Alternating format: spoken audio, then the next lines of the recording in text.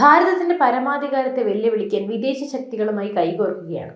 പാർലമെന്റിലെ പ്രതിപക്ഷ നേതാവിനെതിരെ രാജ്യദ്രോഹത്തിന് സമാനമായ ആരോപണങ്ങളുമായി ബി. രാഹുൽ ഗാന്ധിയുടെ MP സ്ഥാനം എന്നേക്കുമായി തെറിച്ചേക്കും. ഇന്ത്യൻ രാഷ്ട്രീയത്തെ പിടിച്ചുലയ്ക്കുന്ന ആ വലിയ നീക്കത്തെക്കുറിച്ച് സംസാരിക്കാം. ഇന്ന് ഭാരതം ലോകത്തിന് മുന്നിൽ തലയുയർത്തി നിൽക്കുകയാണ്. സാമ്പത്തികമായും നയതന്ത്രപരമായും നരേന്ദ്രമോദി സർക്കാർ രാജ്യത്തെ ഒരു ആഗോള ശക്തിയാക്കി മാറ്റിയിരിക്കുന്നു. എന്നാൽ ഇതിനിടയിൽ സഭയ്ക്കകത്തും പുറത്തും ഇന്ത്യയുടെ പ്രതിച്ഛായ തകർക്കാൻ ചിലർ നടത്തുന്ന ഗൂഢനീക്കങ്ങൾ പുറത്തു വരികയാണ്. BJP MP നിഷികാന്ത് ദുബെ പാർലമെന്റിൽ അവതരിപ്പിച്ച ഞെട്ടിക്കുന്ന പ്രമേയം ഇപ്പോൾ രാജ്യമാകെ ചർച്ചയാവുന്നു. രാഹുൽ ഗാന്ധിയെ പാർലമെന്റിൽ നിന്നും അയോഗ്യരാക്കണം, അദ്ദേഹം ഇനി ഒരിക്കലും തിരഞ്ഞെടുപ്പിൽ മത്സരിക്കരുത്. എന്താണ് ഈ പ്രമേയത്തിന് പിന്നിലെ യാഥാർത്ഥ്യം? രാഹുൽ ഗാന്ധി വിദേശ രാജ്യങ്ങളിൽ പോയി ആരെയാണ് കാണുന്നത്? നമുക്ക് വിശദമായി പരിശോധിക്കാം. നിഷികാന്ത് ദുബെ ഉന്നയിച്ച ഏറ്റവും ഗുരുതരമായ ആരോപണം രാഹുൽ ഗാന്ധിയുടെ വിദേശ ബന്ധങ്ങളെക്കുറിച്ചാണ്. ലോകമെമ്പാടും ഇന്ത്യയെ തകർക്കാൻ ശ്രമിക്കുന്ന sorrows foundation, fold foundation, USAID തുടങ്ങിയ സംഘടനകളുമായി രാഹുൽ ഗാന്ധിക്ക് എന്ത് ബന്ധമാണുള്ളത്? തായ്ലൻഡിലും വിയറ്റ്നാമിലും കംബോഡിയയിലും അദ്ദേഹം നടത്തുന്ന രഹസ്യയാത്രകളുടെ ലക്ഷ്യം എന്താണ്? ഭാരതത്തിന്റെ വളർച്ചയിൽ അസൂയ പൂണ്ട വിദേശ ശക്തികളുടെ ചട്ടുകമായി പ്രതിപക്ഷ നേതാവ് മാറുന്നുണ്ടോ എന്ന ചോദ്യമാണ് BJP ഉയർത്തുന്നത്.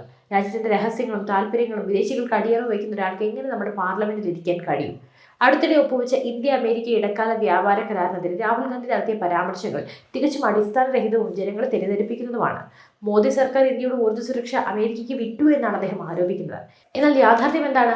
ഭാരതത്തിന്റെ കർഷകർക്കും വ്യവസായ മേഖലയ്ക്കും ഗുണകരമാകുന്ന പുതിയ സാങ്കേതിക വിദ്യകൾ ഇന്ത്യയിലേക്ക് എത്തിക്കുന്ന ഒരു മാസ്റ്റർ പ്ലാൻ ആണ് ഈ കരാർ.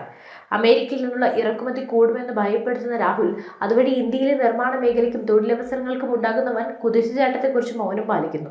ഇന്ത്യയുടെ തീരുവ വർദ്ധിച്ചതിനെ അസംബന്ധം എന്ന് വിളിക്കുന്ന രാഹുൽ ഗാന്ധി ആഭ്യന്തര വിപണിയെ സംരക്ഷിക്കാൻ മോദി സർക്കാർ എടുക്കുന്ന കരുത്തുറ്റ തീരുമാനങ്ങളെയാണ് പരിഹസിക്കുന്നത്.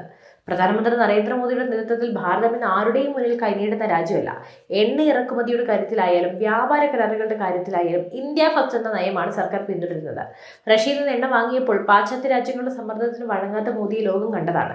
എന്നിട്ടും നമ്മുടെ ഊർജ്ജ സുരക്ഷ മറ്റാരും തീരുമാനിക്കുന്നു എന്ന് പറയുന്നത് പച്ചക്കള്ളമല്ലേ? BJPയുടെ സാമ്പത്തിക ഘടനയെ സംരക്ഷിക്കാനാണ് ഈ കരാർ എന്ന രാഹുലിന്റെ ആരോപണം രാജ്യത്തിന്റെ വികസനത്തെ തുരങ്കം വയ്ക്കാനുള്ള വില കുറഞ്ഞ രാഷ്ട്രീയ തന്ത്രം മാത്രമാണ്.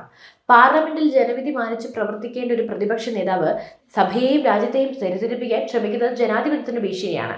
അതുകൊണ്ടാണ് കിരൺ റിജിജുവിനെ പോലുള്ള മുതിർന്ന നേതാക്കൾ രാഹുലിനെതിരെ കർശനമായ നടപടി വേണമെന്ന് ആവശ്യപ്പെടുന്നത്. വിദേശ ശക്തികളുടെ അജണ്ടകൾ ഇന്ത്യയിൽ നടപ്പിലാക്കാൻ ശ്രമിക്കുന്നവർക്ക് നമ്മുടെ ജനാധിപത്യത്തിന്റെ ശ്രീകോവിലിൽ സ്ഥാനമുണ്ടാകരുത്. ഇന്ത്യ കുതിക്കുകയാണ്. ഈ കുതിപ്പ് തടയാൻ ആര് ശ്രമിച്ചാലും സഫലമാവില്ല.